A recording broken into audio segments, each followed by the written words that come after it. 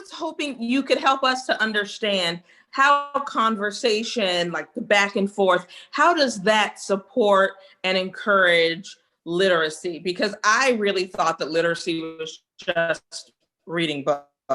Absolutely not. It's so much more than just reading a book. It includes communication. Literacy includes critical thinking, understanding the world around us. All of that is included in that. Reasoning is so much that goes into literacy. And so the more we talk and converse, have those exchanges, then we're setting our children up for lifelong success with not only literacy, but life as well. And so I've listed on the screen a couple of different ways that we can get it in. We can talk, read, sing, play, and these are different opportunities throughout our day that can happen.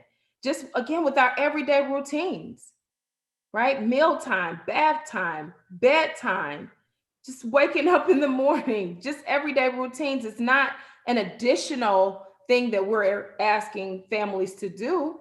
Sometimes it's just taking a look at what you're already doing and incorporating more language in that. I like to say you almost become like a sportscaster. You're calling the plays as you go. That's a great way to get in more words. You know, this is as you're preparing a meal, talk through what you're preparing. That's a great way to introduce more language.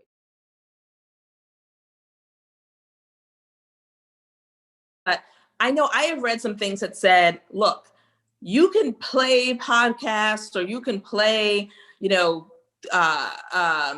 TV shows, educational shows, but your kids don't really learn from that. Is that true that they really need an in-person conversation to learn from, and all the other sort of electronic and technological outlets aren't as effective?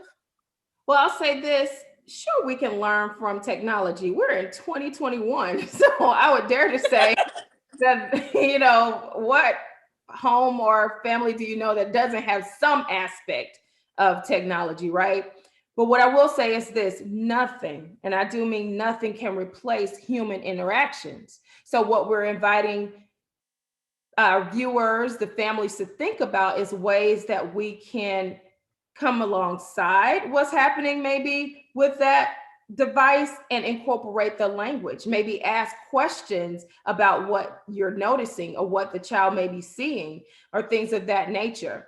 And so we want to encourage those conversations, like you said, to go along with the use of technology. Right now, like you share, we're in the midst of the pandemic and everyone is a homeschool teacher right now, right? And so we're having to use technology to support what's happening in schools and the home.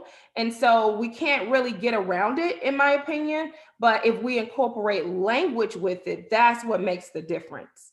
That's what takes the learning to the next level. So we can learn from both, but nothing can replace human interaction.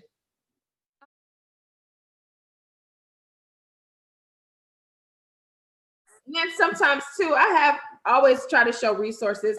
I found these cute conversation cards. Sometimes if we're stuck, now I know we talked about when it goes on and how to bring it back in, but then there are also times where maybe someone feels stuck and the conversations aren't flowing as much. And so there are tools and tips and resources out there that we can tap into to help encourage those conversations, where it may just be a prompt to a question of some sort, or like we said, think about your daily routines and what's happening and lean into those experiences and build conversations from there as well. That's so helpful. And one other thing, parents, I don't know if you've had this situation when you've had like your small child talking to a grandparent and the grandparent says, "How was your day?" And the kid says, "Good." Yep. And then there's nothing else. So maybe if you would like to communicate with the grandparents about asking those open-ended questions: what was good? How was it good? Why was it good? Tell me something specific. That can really help to open up those lines of communication that sometimes get stuck on more closed-ended questions that adults would know to open up, but children may not.